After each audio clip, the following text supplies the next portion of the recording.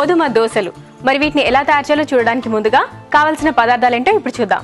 గోధుమ పిండి 1 కప్పు, ఉప్పు సరిపడా, కారం సరిపడా, అల్లం వెల్లుల్లి పేస్ట్ 1/2 టీ స్పూన్, నూనె కొద్దిగా, కొత్తిమీర 1/2 కట్ట. ముందుగా గోధుమ పిండి వేసుకోవాలండి. ఓకే. దీనికి సరిపడా ఉప్పు వేసుకోవాలి. ఓకే. అలాగే కొద్దిగా కారం. ఇక్కడ కారం బదులు మనం పచ్చిమిర్చి కూడా వాడుకోవచ్చండి.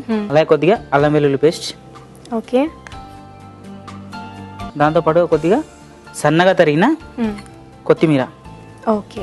సో ఫైనల్గా వీటన్నిటిని ఇలా కలిపేసి వీటన్నిటిని నీళ్ళు వేసుకొని జారుడుగా కలుపుకోవాలండి. ఓకే. మనం మామూలుగా దోశలకి ఎలా పిండి కలుపుతామో అలా కలుపుకోవాలి. ఓకే.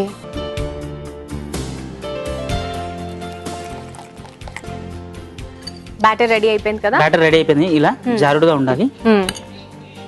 ప్యాన్ హీట్ ఎక్కిందండి. కొద్దిగా దీంట్లో ఆయిల్ వేసుకుందాం. ఓకే. దీని అంతా స్ప్రెడ్ చేసుకోవాలి. ఇలా ఓకే. దీన్ని గ్రీజీగా చేస్తే మనకి టర్నింగ్ చేయడానికి ప్రాబ్లం అవ్వదు, ఈజీగా వస్తుందండి.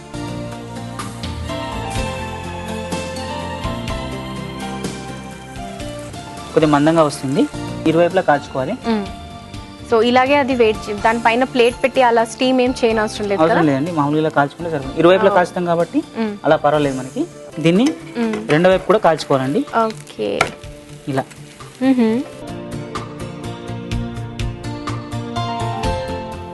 మరి దీనికి అకంప్లిష్మెంట్స్ ఏమన్నా ఉంటాయా, లేకపోతే డైరెక్ట్ గా మనం అలా సర్వ్ చేసేసుకోవచ్చా? డైరెక్ట్ గా తీసుకోవచ్చు అండి.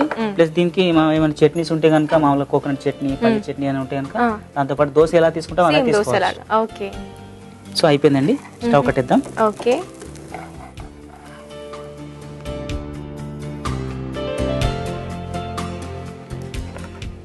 చూసారు కదండి, గోధుమ దోశ. ఇది హెల్త్ కి చాలా మంచిది. మరి రెడీ అయిపోయింది కదా.